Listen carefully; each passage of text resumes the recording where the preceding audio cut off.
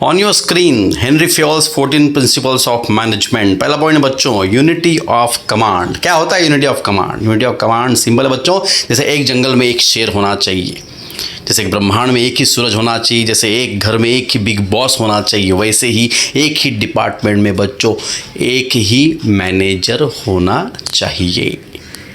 और ये जितने भी सबऑर्डिनेट्स हैं, मतलब उस डिपार्टमेंट में काम करने वाले जितने भी एम्प्लॉयज़ हैं, वो सभी एम्प्लॉयज़ को ऑर्डर मैनेजर से ही मिलनी चाहिए और वो सभी एम्प्लॉयज़ उसी को रिपोर्ट करना चाहिए। अब सिंपल बात यह है कि कल जाके अगर एक ही डिपार्टमेंट में दो मैनेजर रहेंगे या 3 मैनेजर रहेंगे तो तीनों से अलग इंस्ट्रक्शंस आएंगी, तीनों को रिपोर्ट कैसे करना है, एम्प्लॉयज़ कंप्लीटली कंफ्यूज हो जाएंगे और उसके वजह से हो सकता है 3 तिगड़ा काम बिगड़ा हो जाए। तो बात को समझिए, अगर मैं संदेश सर, सुरेश सर, तुलसी मैडम क्लासरूम में आके एक साथ तीनों हम लेक्चर देना स्टार्ट करेंगे। मैडम अकाउंट्स पढ़ा रही है, सुरेश सर को पढ़ा रहे और मैं ओसीएम पढ़ा रहा है, किसका सुनोगे आप? है ना, कन्फ्यूजन ही कन्फ्यूजन होगा। और इसीलिए फ्योल्स साहब का कहना एकदम सटीक है, परफेक्ट है। What is saying? He is saying कि there should be unity of command in the organization. पूरे ऑर्गेनाइजेशन में एक प्रॉपर यूनिटी ऑफ कमांड रहना चाहिए। कैसे आएगा यूनिटी ऑफ कमांड? उसका मतलब सिंपल शब्दों में ये दिया है बच्चों, एक डिपार्टमेंट में एक बॉस होना चाहिए। It means 1 department 1 boss. मतलब ये कि ऑल सबऑर्डिनेट्स इन 1 डिपार्टमेंट, मतलब एक डिपार्टमेंट के सभी एम्प्लॉयज़ को क्या मिलना चाहिए? मस्ट रिसीव ऑर्डर्स, उनको आदेश मिलना चाहिए। किसके पास से मिलना चाहिए? फ्रॉम ओनली 1 सुपीरियर, एक के पास से ही मिलना चाहिए। सुपीरियर मतलब बच्चों मैनेजर। और they all must report to that superior only. जाने के पहले क्या काम किया आज का पूरा, उसी सुपीरियर को बता के वो लोग जाने चाहिए।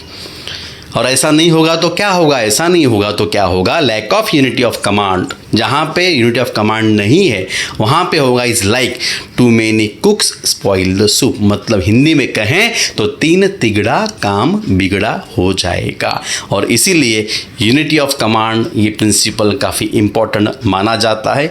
इससे फ़ायदा होता है ऑर्गेनाइजेशन का, काम में रुकावटें नहीं आती, स्मूथली काम चलते रहता है। लिखना क्या है? लिखना यह है बच्चों की फ्योल्स सेज, फ्योल्स आप क्या कहते हैं? There should be unity of command. किधर? In the organisation. वापस फ्योल्स साहब क्या कहते हैं? Fayol's says that there should be, क्या होना चाहिए? Unity of command. किधर? In the organisation. मतलब ये इट मीन्स 1 डिपार्टमेंट 1 बॉस। याद रखो बच्चों, ये जोड़ियां मिलाओं में आता है, जोड़्या लावा मध्य ये तो मैच द पेयर्स में ये आता है। तो 1 डिपार्टमेंट 1 बॉस दिखाई दिया, क्या लिख के आने का? Unity of command. आगे सभी सबऑर्डिनेट्स को ऑर्डर मिलना चाहिए किसके पास से? एक ही सुपीरियर से, एक ही मैनेजर से। तो तीसरा वाक्य बच्चों, ऑल सबऑर्डिनेट्स इन 1 डिपार्टमेंट, ऑल सबऑर्डिनेट्स इन 1 डिपार्टमेंट को क्या होना चाहिए? मस्ट रिसीव ऑर्डर्स किसके पास से? From only 1 superior. ऊपर से वो लोग भी सभी एम्प्लॉयज़ उसी सुपीरियर को रिपोर्ट करना चाहिए। They all must report to that superior only. तो काम ठीक से होगा, है ना। एक ही टीचर जो आपको पढ़ा रहा है वही पढ़ा रहा है और वही आपका होमवर्क चेक कर रहा है, तो उसको इफिशिएंट माना जाएगा। आगे, lack of unity of command is like too many cook spoil the soup. ये मुहावरा याद रखो। इसका मतलब हिंदी में मैंने बताया बच्चों, 3 तिगड़ा काम बिगड़ा। तो ये 5 वाक्य दिए हैं यहाँ पे, प्रॉपरली आप याद करें ऐसी आशा है। सेकंड पॉइंट बच्चों, यूनिटी ऑफ डायरेक्शन। चलो मान लिया हमने, पॉइंट मत देखो, सुनो सिर्फ। मान लिया हमने कि एक ही डिपार्टमेंट है, एक ही मैनेजर है और उसके 15-20 सबऑर्डिनेट्स हैं। ठीक है, परफेक्ट, मतलब यूनिटी ऑफ कमांड अप्लाई हो रहा है। मगर फ्योल्स साहब ये कहते हैं यूनिटी ऑफ कमांड के साथ साथ यूनिटी ऑफ डायरेक्शन भी फॉलो होना चाहिए। कैसे होना चाहिए? इसका मतलब एक है कि अगर वो डिपार्टमेंट है तो वहाँ पे एक ही प्रकार का काम चलना चाहिए। आपके डिपार्टमेंट का नाम अगर परचेस डिपार्टमेंट है तो परचेस का ही काम चलना चाहिए। उसमें अकाउंट्स का काम नहीं आना चाहिए, उसमें प्रोडक्शन का काम नहीं आना चाहिए, उसमें सेल्स एंड मार्केटिंग का काम नहीं आना चाहिए। करेक्ट। मतलब एक डिपार्टमेंट की स्पेशलिटी को समझो और उसको वही काम दे दो ताकि फायदा हो। तो फ़याल साहब कहते हैं there should be unity of direction in the organisation. मतलब ये एक डिपार्टमेंट एक ही प्लान पे काम करना चाहिए। It means one department one plan. बच्चों याद रखो, ऊपर क्या पढ़ा था आपने यूनिटी ऑफ कमांड में? One department one boss. यहाँ क्या पढ़ा आपने? One department one plan. एक डिपार्टमेंट एक ही प्लान पे काम करना चाहिए। परफेक्ट है। अगर मार्केटिंग डिपार्टमेंट है तो मार्केटिंग करना चाहिए, प्रोडक्शन डिपार्टमेंट प्रोडक्शन करना चाहिए। सिंपल है। आगे second paragraph, all subordinates in one department को क्या मिलना चाहिए? Must get same orders and instructions. Correct. आपका सुपीरियर, आपका मैनेजर, आप सभी को सेम ऑर्डर्स एंड इंस्ट्रक्शन देना चाहिए। कि डिपार्टमेंट है, किसी को अलग ऑर्डर दिया, किसी को अलग इंस्ट्रक्शन दिया, है ना, तो क्या होगा? तो कंफ्यूजन क्रिएट होगा। वापस दिया भी है, देखो, दे all must work on same plan. और सभी लोग एक ही प्लान पे काम करना चाहिए, तो मेहनत करेंगे सभी लोग मिलके। ऐसा नहीं होगा तो क्या होगा? ऐसा नहीं होगा बच्चों तो कंफ्यूजन क्रिएट होगा। Lack of unity of direction leads to confusion. घर में देखो आपके लैक ऑफ डायरेक्शन नहीं है, यूनिटी ऑफ डायरेक्शन है। मम्मा को पता है कौन सा खाना बनाना है, कितना बनाना है, कब बनाना है। सभी लोग खाना बनाते हैं क्या अपना अपना? नहीं, वहाँ पे इंस्ट्रक्शन प्रॉपर क्लियर है, कौन क्या काम करेगा। एक ही घर में, एक ही डिपार्टमेंट में सभी लोग एक ही प्लान पे काम करते हैं। सभी को एक रोल दिया गया है, सभी को ड्यूटीज़ दिया गया है और सभी लोग वो ड्यूटीज़ निभाते हैं, तब आपका घर अच्छे से चलता है, रहने लायक रहता है। और इसीलिए सिर्फ यूनिटी ऑफ कमांड ही नहीं होना चाहिए, वहाँ पे यूनिटी ऑफ डायरेक्शन भी रहना चाहिए। वापस बच्चों, यूनिटी ऑफ डायरेक्शन क्या लिखोगे? Same language. Try to understand the language of OCM। Same वाक्य आएंगे। फ़याल सेज, क्या Fayol says? There should be unity of direction in the organisation. Second, it means one department one plan. ऊपर क्या था? One department one boss था, याद रखो। आगे इसे ऊपर हमने लिखा था कि सभी को ऑर्डर एक ही सुपीरियर से आना चाहिए, यहाँ पे लिखना है ऑर्डर सेम आना चाहिए। तो all subordinates in one department must get, क्या get? Same orders and instruction आनी चाहिए। वो सभी लोग एक ही प्लान पे काम करना चाहिए। तो क्या लिखोगे? चौथा वाक्य, दे all must work on same plan. और वापस वही नेगेटिव स्टेटमेंट, ऐसा नहीं होगा तो क्या होगा? ऐसा नहीं होगा तो उसी डिपार्टमेंट के सभी एम्प्लॉयज़ में कन्फ्यूजन क्रिएट होगा कि ये मैनेजर क्या बोल रहा है, आपको अलग बोल रहा है, इसको अलग बोल रहा है, उसको अलग बोल रहा है। तो कन्फ्यूजन क्रिएट होगा और काम नहीं होगा बच्चों। इसीलिए लास्ट वाक्य क्या लिखोगे? Lack of unity of direction leads to confusion. अब आगे बढ़ते हैं। तीसरा पॉइंट आपके स्क्रीन पे बच्चों, इक्विटी। पहले के दो समझ में आ गए। पहला पॉइंट क्या था बच्चों? Unity of command. मतलब एक डिपार्टमेंट में एक ही बॉस रहना चाहिए, वो एक ही बॉस इन सभी को ऑर्डर्स देना चाहिए और सभी लोग उसी को रिपोर्ट करना चाहिए। ऐसा नहीं होगा तो तीन तिगड़ा काम बिगड़ा। दूसरा आपने पढ़ा था यूनिटी ऑफ डायरेक्शन, जहाँ पे फ़याल साहब कहते हैं कि एक डिपार्टमेंट एक ही प्लान पे काम करना चाहिए। मतलब one department one plan.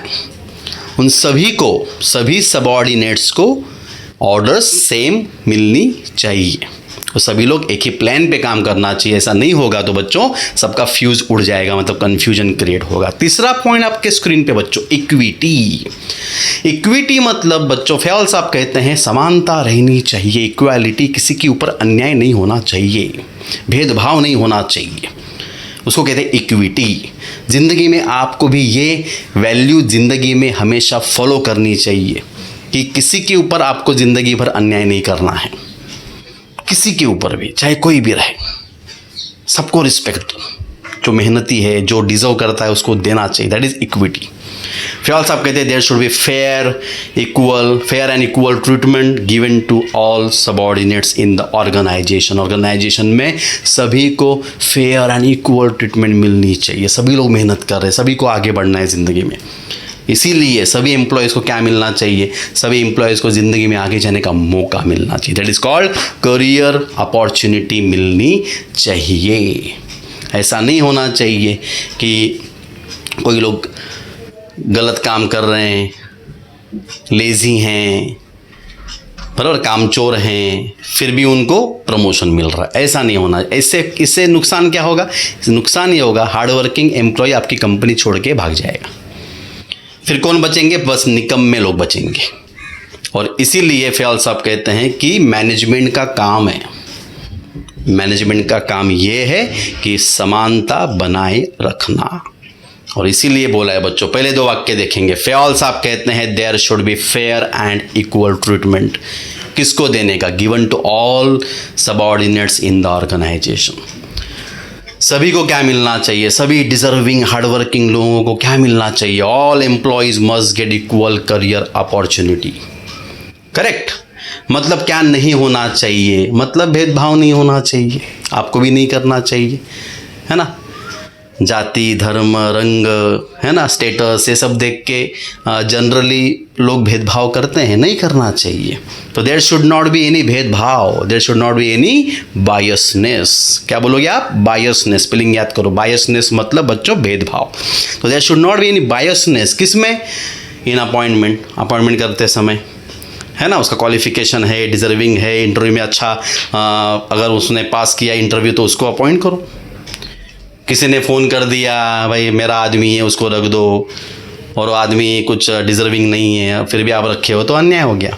Appointment में अन्याय नहीं होना चाहिए। दूसरा, ट्रेनिंग प्रॉपर मिलनी चाहिए। आपकी कंपनी में कैसा काम होता है उसके हिसाब से ट्रेनिंग मिलनी चाहिए। ट्रांसफ़र ज़रूरत के हिसाब से ट्रांसफ़र होना चाहिए, और डिजर्विंग एम्प्लॉय को मिलना चाहिए प्रमोशन। इसमें किसी भी प्रकार का भेदभाव नहीं होना चाहिए, ऐसा फ़याल साहब कहते हैं। तो देयर शुड नॉट बी, बोलो, there should not be any biasness. किसमें बच्चों?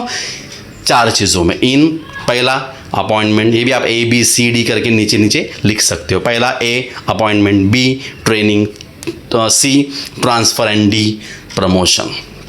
अच्छा, जब इक्विटी रहती है ना, सबको आप समान ट्रीटमेंट दे रहे हो, सबको अच्छे से आगे लेके जा रहे हो, फ़ायदा क्या होता है? फ़ायदा ये होता है बच्चों, कंपनी के अंदर एकदम सकारात्मक वातावरण निर्माण होता है। एम्प्लॉयज़ को लगता है कि यस यार, इस कंपनी में मैं रहूँगा तो मैं बहुत आगे जाऊँगा। आलसी लोग भी मेहनती लोग को देख के खुद मेहनत करना भी क्या करते हैं? चालू करते हैं। मतलब अच्छा माहौल हो जाता है कंपनी में। इसलिए चौथा वाक्य बच्चों, it creates a positive working environment in the organisation. Organisation में तैयार हो जाता है एक ज़बरदस्त सकारात्मक काम करने वाला वातावरण। तो वापस तीसरा पॉइंट बच्चों, इक्विटी। स्पेलिंग याद करने का। इक्विटी मतलब इक्वालिटी। फ़याल साहब कहते हैं वहाँ पे क्या होना चाहिए? वहाँ पे होनी चाहिए फेयर एंड इक्वल ट्रीटमेंट। किसको देने का? To be given. किसको? To all subordinates in the organisation. कैसे दोगे? कैसे उनको फील होगा कि हम पर अन्याय नहीं हो रहा है, हमें समानता मिल रही है, समान अधिकार सबको मिल रहा है? तो दूसरा सेंटेंस की all employees must get equal career opportunity. और कैसे फील होगा? तीसरा वाक्य, there should not be any भेदभाव, there should not be any biasness. किसमें? चार चीज़ों में। In appointment, training, transfer, promotion. और चौथा वाक्य, उसका फ़ायदा क्या होगा? इक्विटी अप्लाई करने का, यूज़ करने का फ़ायदा क्या होगा कंपनी में? फ़ायदा ये होगा, it creates a positive working environment in the organisation. तो मुझे लगता है बच्चों कि आपको ये पॉइंट समझ में आ गया। 3 पॉइंट हो चुके हैं, unity of command, unity of direction और इक्विटी। ये सभी वैल्यूज़ आपको भी फॉलो करनी चाहिए। चौथा बच्चों, डिवीजन ऑफ वर्क। बच्चों फ़याल साहब इतना सोच समझ के सब कुछ प्रिंसिपल्स बनाए कि आज 2020 में भी वो रिलेवेंट है, रिलेटेड लगते हैं, एकदम इम्पॉर्टेंट लगते हैं। सोचो 1916 में उन्होंने जो कहा वो आज भी इम्पॉर्टेंट लग रहा है। उन्होंने उस समय पर कहा कि डिवीजन ऑफ वर्क होना चाहिए। मतलब अपना घर ही देख लो, सबने काम बांट के ले लिया है। पिताजी जॉब पे जाएंगे, बिजनेस करेंगे, घर में पैसा लाएंगे कमा के। मॉम अगर हाउसवाइफ है तो पूरा घर का मैनेजमेंट मम्मी के हाथ में है। मॉम अगर डबल रोल प्ले कर रही है आपकी, जैसे कि जॉब पे भी जा रही है और घर भी संभाल रही है, सैल्यूट टू हर, क्योंकि उसको 2 डिपार्टमेंट संभालने हैं। फिर आपको पढ़ाई करने का मौका मिला है और घर में का भी छोटा मोटा काम आप करते हो जो डिफाइंड है कि भाई ये करना है तुम्हें। मतलब काम को ऑलरेडी बांट दिया गया है आपके घर में, डिवीजन ऑफ वर्क है। कोई भी कौन सा भी काम नहीं कर रहा है उठ के, है ना। ऐसा नहीं है ना कि मॉम डैड डिस्को जा रहे रात को और आप जाके जॉब कर रहे हो 10 घंटा, ऐसा नहीं हो रहा है। हो रहा है क्या? नहीं हो रहा है। और इसीलिए फयाल साहब का कहना बरोबर सटीक है बच्चों, डिवीजन ऑफ वर्क होना चाहिए। फयाल सजेस्ट, क्या सुझाव देते हैं? There should be proper division of work in the organisation. Full stop, full stop है वहाँ पे। फिर दूसरा वाक्य स्टार्ट हो रहा है बच्चों, द का टी होगा capital. The work of organisation कैसे बांटना चाहिए? The work of organisation must be divided, मतलब विभाजित करना चाहिए। किसके बीच में? Among all departments and individuals. जैसे मैंने कहा पहले कि बड़ी कंपनी है तो डिपार्टमेंट्स बनाए जाते हैं अलग अलग, purchase department, sales department, production department, research and development department, marketing department. इन डिपार्टमेंट में उन्हीं को काम पे रखा जाता है जिनके पास वैसा क्वालिफिकेशन है। तो पहले तो काम को बांट दो अलग अलग डिपार्टमेंट्स में और व्यक्तियों में बांट दो। काम देते समय किस बात का ध्यान रखो? वो तीसरा वाक्य दिया बच्चों, the work should be given, मतलब काम देना चाहिए। कैसे देना चाहिए? As per the speciality of department and skills of subordinates. नाम क्या है डिपार्टमेंट का? Sales department. तो उनका काम क्या है? सेल्स करना, सेल करना। और उसके लिए सेल करने के लिए उनके पास वैसा स्किल, क्वालिफिकेशन, एक्सपीरियंस होना चाहिए। ऐसे ही सबऑर्डिनेट्स को उस डिपार्टमेंट में आपको काम देना चाहिए, तो आपका काम होगा ना। करेक्ट। सेल्स डिपार्टमेंट में अगर आप अकाउंट डिपार्टमेंट वाले बंदे को रखोगे तो नहीं चलेगा। सेल्स डिपार्टमेंट में अगर आप प्रोडक्शन वाले को रखोगे तो नहीं चलेगा। और दैट इज़ वाई उन्होंने बरोबर दिया है बच्चों, the work should be given as per the speciality of department and skills of subordinates. Last वाक्य जो बोर्ड एग्जाम में ऑब्जेक्टिव में भी आता है और ट्रू और फॉल्स विद रीजन में भी आता है, डिवीजन ऑफ वर्क अगर होता है तो उसका फ़ायदा ये होता है कि कंपनी में आता है स्पेशलाइजेशन, है ना। गुजराती में कहा जाता है, जेनु काम तेनु दूजा करे सो गोता खाए। मतलब जिसका जो काम है वही करना चाहिए। अगर वो नहीं करता है वैसा तो दूसरा ही काम करता है तो काम खराब हो जाता है। तो डिवीजन ऑफ वर्क अगर होता है तो यस, उसके वजह से आपके ऑर्गेनाइजेशन में आता है स्पेशलाइजेशन। आपके ऑर्गेनाइजेशन की इफ़िशियंसी क्या हो जाती है बच्चों? बढ़ जाती है। तो आपने दो वाक्य पढ़े स्क्रीन पे, दो पॉइंट्स पढ़े स्क्रीन पे, पहला इक्विटी, दूसरा डिवीजन ऑफ वर्क। ओके, वापस एक बार फयाल सजेस्ट करते हैं, there should be proper division of work. किधर? In the organisation. कैसे होगा? पहले तो काम बांट देना चाहिए डिपार्टमेंट्स में और इंडिविजुअल्स में। तो पहले काम बांटेंगे। कैसे काम बांटेंगे? तो काम बांटने के लिए दिया है दूसरा वाक्य, the work of organisation must be divided among all departments and individuals. काम देते समय कौन से एहतियात बरतने चाहिए? तो तीसरा वाक्य, तो वर्क शुड बी गिवन, काम देना चाहिए। क्या देखते देना चाहिए? As per the speciality of department and skills of individuals. फायदा क्या होगा इसका ये करने का? तो division of work brings specialisation. Okay, तो आज का लास्ट स्लाइड आपके स्क्रीन पे। हम 4 पॉइंट्स पढ़ चुके हैं बच्चों, याद है? पहला पॉइंट क्या था? Unity of command. Second, unity of direction. फिर आपने क्या पढ़ा था? इक्विटी, बराबर। उसके बाद आपने क्या पढ़ा था? उसके बाद आपने पढ़ा था division of work. And now on your screen is authority and responsibility. तो अथॉरिटी एंड रिस्पॉन्सिबिलिटी का पॉइंट आप समझो अच्छे से, सिंपल है। अथॉरिटी मतलब पावर बच्चों, मेरे पास अथॉरिटी है मतलब मेरे पास पावर है डिसीजन लेने की। रिस्पॉन्सिबिलिटी मतलब मुझ पर जिम्मेदारी है। तो फयाल साहब कहते हैं जितनी अथॉरिटी उतनी ही होनी चाहिए रिस्पॉन्सिबिलिटी। अथॉरिटी बहुत ज़्यादा है मतलब पावर बहुत ज़्यादा दी गई है और उतनी जिम्मेदारी नहीं दी गई, तो हो सकता है कि इंसान उसका मिसयूज़ करे। या उल्टा, जिम्मेदारी बहुत ज़्यादा दे दी और अथॉरिटी कम दे दी, तो फिर आदमी को फील होगा कि उसके ऊपर बहुत बोझ है, बर्डन है और ठीक से परफॉर्म नहीं कर पाएगा। And that is why Phayal साहब कहते हैं जितनी अथॉरिटी उतनी ही रिस्पॉन्सिबिलिटी होनी चाहिए। आपका ही एग्जाम्पल ले लेते हैं। बराबर। अथॉरिटी है ना आपको, कॉलेज जाओ, अच्छे कपड़े पहनो, फिर कोचिंग क्लासेस जाओ। इस अथॉरिटी को अगर आपने मिसयूज़ करना चालू कर दिया, कॉलेज के जगह पे आपने मॉल सिनेमा हॉल जाना चालू कर दिया, या फिर नई काम स्टार्ट कर दिया आपने बिना पढ़ाई किए, मतलब आपने क्या किया, मतलब आपको दी गई अथॉरिटी का आपने क्या किया, मिसयूज़ किया। और अपनी रिस्पॉन्सिबिलिटी जो होनी चाहिए वो आपने नहीं। क्या थी रिस्पॉन्सिबिलिटी आपकी? आपकी रिस्पॉन्सिबिलिटी ये थी कॉलेज के लेक्चर्स बैठना, कोचिंग क्लास के लेक्चर्स बैठना, रिवीजन करना, प्रैक्टिस करना, प्रॉपर एग्ज़ाम देना, अच्छे परसेंटेज लाना। मगर आप अगर ये नहीं करते हो तो आपने अथॉरिटी का क्या किया, मिसयूज़ किया, अपनी रिस्पॉन्सिबिलिटी को परफॉर्म नहीं किया। ऐसा कहाँ जाएगा? इसीलिए फयाल साहब कहते हैं, पहला सेंटेंस बच्चों, Fayol says there should be a good balance, एक सही समतोल बैलेंस रहना चाहिए बिटवीन अथॉरिटी एंड रिस्पॉन्सिबिलिटी। दूसरा वाक्य, क्या होती है अथॉरिटी? तो उसका वाक्य लिखोगे। अथॉरिटी का मतलब होता है बच्चों, मैंने बताया था, पावर। तो authority is the power to take decision, responsibility is an obligation to be perform. Obligation मतलब लिखो बच्चों, ड्यूटी, कर्तव्य, वर्क जो निभाना चाहिए। परफॉर्म मतलब निभाना। तो अथॉरिटी मतलब पावर टू टेक डिसीजन, और रिस्पॉन्सिबिलिटी का मतलब होता है कर्तव्य जो निभाना चाहिए, मतलब responsibility is an obligation to be perform. और ये दोनों अथॉरिटी एंड रिस्पॉन्सिबिलिटी साथ में चलना चाहिए, मतलब must go hand in hand, मतलब सेम वे पे, सेम रास्ते पे दोनों चलना चाहिए। अथॉरिटी अलग रास्ते पे चल रही है, रिस्पॉन्सिबिलिटी अलग रास्ते पे चल रही है, तो फिर काम नहीं हो पाएगा, काम की वाट लग जाएगी।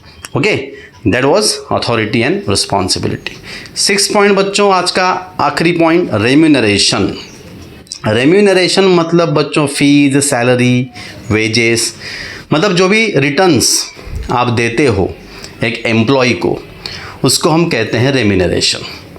अब इतने सारे एम्प्लॉय जब ऑर्गेनाइजेशन में काम करते हैं, क्यों काम करते हैं? उनको पगार चाहिए, और वो पगार, सैलरी, वेजेस वो सही होने चाहिए। जैसे इंडिया में मिनिमम वेज एक्ट है। मिनिमम वेज एक्ट का मतलब कि एक एम्प्लॉय अगर 8 घंटा काम करता है तो उसको कितना रुपया मिलना चाहिए, वो लिख के रखा है कानून में। तो उससे कम आपको देना ही नहीं चाहिए, उससे ज़्यादा देना चाहिए। इसीलिए फयाल साहब ने 1916 में ये बताया कि रेम्यूनरेशन प्रॉपर मिलना चाहिए, और ये रेम्यूनरेशन से मिलना नहीं चाहिए बल्कि हर साल बढ़ना भी चाहिए, क्योंकि इन्फ्लेशन, महंगाई जैसे बढ़ते जाती है वैसे इनकी सैलरीज भी बढ़ते जानी चाहिए, वरना इनकी सेविंग खत्म हो जाएगी। तो अकॉर्डिंग टू दिस प्रिंसिपल, इस प्रिंसिपल के अनुसार, एस लग गया हटा दो, according to this principle all employees must be paid, सभी एम्प्लॉयज़ को मिलना चाहिए। क्या मिलना चाहिए बच्चों? Fair salaries and wages. वो भी कैसे मिलना चाहिए? रेगुलरली। एक महीने में दे रहे हो, अगले 2 महीने में आपने पेमेंट नहीं किया, नहीं चलेगा। एम्प्लॉय का पूरा घर उसके सैलरी पे चल रहा है। आगे, इसीलिए इस काम में कोई देर नहीं होनी चाहिए। तो सेकंड वाक्य क्या लिखोगे बच्चों? There should not be any delay. पहला वाक्य क्या था? अकॉर्डिंग टू दिस प्रिंसिपल, या फयाल सेज आपने लिखा तो भी चाल से, Fayol says all employees must be paid. क्या मिलना चाहिए? Fair salaries and wages regularly. इस काम में कोई देर नहीं होनी चाहिए। There should not be any delay. Salary और वेजेस क्या होना चाहिए बच्चों? बढ़ना चाहिए। तो salaries and wages must be increase from time to time, समय समय पर बढ़ना चाहिए। साथ साथ मैंने हमेशा कहा है, दूध के ऊपर मलाई भी मिलनी चाहिए, तो लोग खुश हो जाते हैं, है ना। तो इसका मतलब ये हो गया, सिर्फ सैलरी एंड वेजेस से लोग खुश नहीं रहते, कि दिल मांगे मोर, उनको कुछ ज़्यादा भी मिलना चाहिए। क्या मिलना चाहिए? तो उनको दे दो monetary and non monetary incentives. Monetary मतलब पैसे, डायरेक्ट पैसे के रूप में कुछ दे दो। नॉन मॉनेटरी मतलब बच्चों फैसिलिटीज़ दे दो, तो लोग खुश रहेंगे। हार्डवर्किंग एम्प्लॉयज़ आपकी कंपनी छोड़ के नहीं जाएंगे। तो they must also be given, they मतलब employees, must also be given मतलब उनको मिलना चाहिए, देना चाहिए। क्या देना चाहिए? Monetary and non monetary incentives, like performance bonus, मतलब ऑब्वियसली बोनस मिलना चाहिए, उसको हम इंसेंटिव भी कहते हैं। दिया देखो आगे, ओवर टाइम वेजेस, 8 घंटे के अलावा और 2 घंटा एक्स्ट्रा काम किया है उसका भी पैसा दे दो। इंसेंटिव्स दे दो, है ना, कुछ टारगेट दिए जाते हैं, टारगेट अगर अचीव करते हैं एम्प्लॉयज़ तो उनको एक्स्ट्रा पैसा मिलना चाहिए। ट्रैवलिंग एंड मेडिकल फैसिलिटी बच्चों बन गया नॉन मॉनेटरी इंसेंटिव्स, ये फैसिलिटी है, ट्रैवलिंग बसेस रखो, कार्स रखो उनके लिए।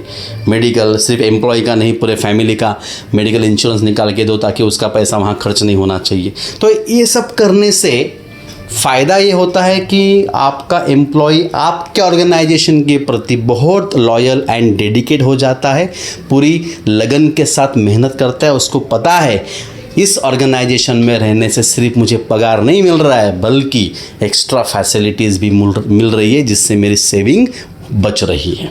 ओके, तो आज के लिए बच्चों हमने 6 पॉइंट पढ़े थे। पहला पॉइंट था यूनिटी ऑफ कमांड, दूसरा यूनिटी ऑफ डायरेक्शन, तीसरा था बच्चों इक्विटी, चौथा डिवीजन ऑफ वर्क, पांचवा आपके स्क्रीन पे है अथॉरिटी एंड रिस्पॉन्सिबिलिटी, 6 पॉइंट आपने पढ़ा रेम्यूनरेशन। तो याद रखो फ़याल साहब कुछ सिखा के जा रहे हैं आपको, ये सभी जो प्रिंसिपल्स आप पढ़ रहे हो अपने निजी ज़िंदगी में भी आपको अपनाने चाहिए। दूसरी बात एज यूजुअल जो मैं कहता हूँ कि रॉयल क्लासेस ने लेक्चर स्टार्ट किए हैं तो आपके फ़ायदे के लिए स्टार्ट किए हैं और इसीलिए इसका फ़ायदा उठाना इस लॉकडाउन में आपका काम है। आप ये सभी लिखते होंगे और लिख के वापस याद करो, याद करके वापस उसको लिखो। जो भी नए शब्द आ चुके हैं उन सभी शब्दों की स्पेलिंग्स आप याद करो, उसका मीनिंग याद करो और डाउट लेक्चर में आप डाउट्स लेके आइए, उसको मैं वापस एक्सप्लेन कर सकता हूँ और नए एग्जाम्पल्स आपको दे सकता हूँ। ओके, सो आज के लिए इतना ही काफ़ी है। Good bye for today and take care of yourself.